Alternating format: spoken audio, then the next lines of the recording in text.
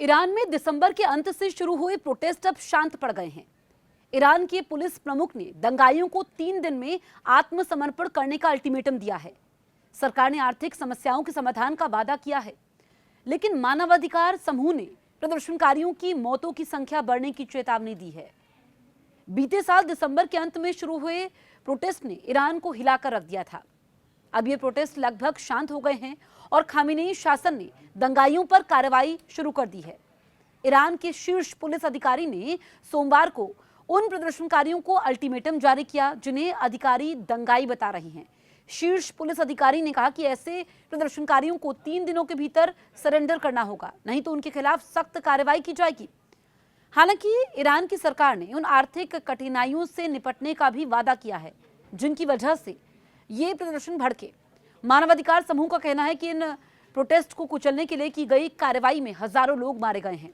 Iran के हालिया protest हाल के सालों में ईरानी नेतृत्व के सामने सबसे बड़ी चुनौती बनकर उभरे हैं। बढ़ती महंगाई और ईरानी मुद्रा में भारी गिरावट की वजह से शुरू हुए प्रोटेस्ट जल्द ही खामेनेई शासन को हटाने की मांग पर अड़ गए। ईरान ने प्रदर्शनों पर काबू पाने के लिए इंटरनेट बैन कर दिया और अंतर्राष्ट्रीय फोन कॉल्स पर भी पाबंदी लगा दी। इस वजह से प्रदर्शनों और हिंसा की पूरी जानकारी अभी सामने नहीं आ सकी है। हालांकि ईरानी के अधिकारी कह रहे हैं कि देश भर में धीरे धीरे इंटरनेट सेवाएं बहाल की जाएंगी। इधर ईरान के पुलिस प्रमुख अहमद रेजा रादान ने सोमवार को कहा कि कुछ युवा भ्रमित होकर दंगों में शामिल हुए। उन्होंने उन युवाओं से अपील की कि वो आत्मसमर्पण कर दे ताकि उन्हें कम सजा मिल सके।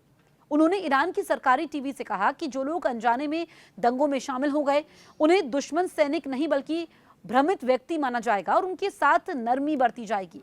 अधिकारियों का कहना है कि प्रोटेस्ट शुरू में शांतिपूर्ण थे लेकिन बाद में अराजकता में तब्दील हो गए। उनका दावा है कि ईरान को अस्थिर करने के लिए उसके कट्टर विरोधियों अमेरिका और इजरायल ने इसमें भूमिका निभाई। सरकारी टीवी पर जारी एक संयुक्त बयान के अनुसार देश की कार्यपालिका, विधायिका और न्यायपालिका के प्रमुखों ने सोमवार को जीविका और आर्थिक समस्याओं के समाधान के लिए दिन रात काम करने का संकल्प लिया। ईरान के राष्ट्रपति मसूद पेज़ेश्कियान, संसद अध्यक्ष मोहम्मद बाकर गालिबाफ और न्यायपालिका प्रमुख गोला मोहसेन मोहसिनी एजेई के बयान में कहा गया कि आतंकी घटनाओं के भड़काने वालों को कड़ी सजा दी जाएगी। इस बीच ये चिंता भी बढ़ गई है कि अधिकारी प्रदर्शनकारियों के खिलाफ मौत की सजा का इस्तेमाल कर सकते हैं। संयुक्त राष्ट्र ने सोमवार को चेतावनी दी कि ईरान फांसी को धमकी के हथियार के रूप में इस्तेमाल कर रहा है। मानवाधिकार समूह के अनुसार चीन के बाद दुनिया में सबसे अधिक फांसी देने वाला देश ईरान है।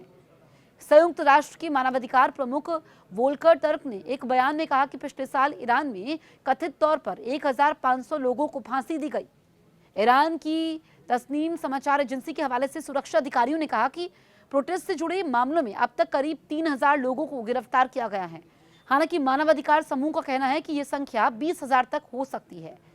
सुप्रीम लीडर अयतुल्ला अली खामेनेई ने शनिवार को कहा था कि अधिकारियों को उपद्रवियों की कमर तोड़ देनी चाहिए।